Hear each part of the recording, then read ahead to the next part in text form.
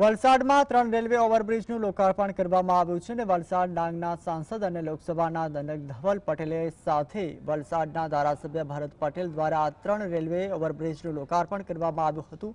મહત્વપૂર્ણ છે કે જિલ્લામાંથી પસાર થતી રેલવે લાઇનને કારણે અનેક જગ્યાએ રેલવે ફાટકો હતા, જેથી લોકોએ આ ફાટકો ઓળંગવા કલાકો સુધી ટ્રાફિકમાં રાહ જોવી પડતી હતી।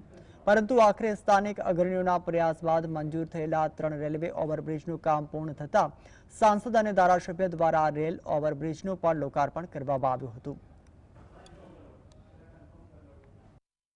જી, આજે આપણા વલસાડ જિલ્લા માટે ઐતિહાસિક દિવસ છે, કારણ કે એક સાથે 3 રેલવે ઓવરબ્રિજનું આજે લોકાર્પણનો પ્રસંગ છે, જ્યાં 100 કરોડથી વધારે ખર્ચે રેલવેએ આ 3 ઓવરબ્રિજ બનાવ્યા છે। એનાથી હજારો લોકોને ફાયદો થવાનો છે। ખાસ કરીને જે આપણા વલસાડ સિટીના અંદરનો પુલ છે, એમાં પણ જે ટ્રાફિકની સમસ્યા વલસાડના લોકોને પડી રહી હતી, એનું આજે નિરાકરણ થવાનું છે। તમે જેમ જોયું હશે કે એમ્બ્યુલન્સ પણ જે પહેલાં સામાન્ય રસ્તે જતો તો એમાં ટ્રાફિકમાં ફસાતે પણ આ રેલવે ઓવરબ્રિજ આવી ગયો છે, એના લીધે બધા લોકોને ખૂબ ફાયદો થવાની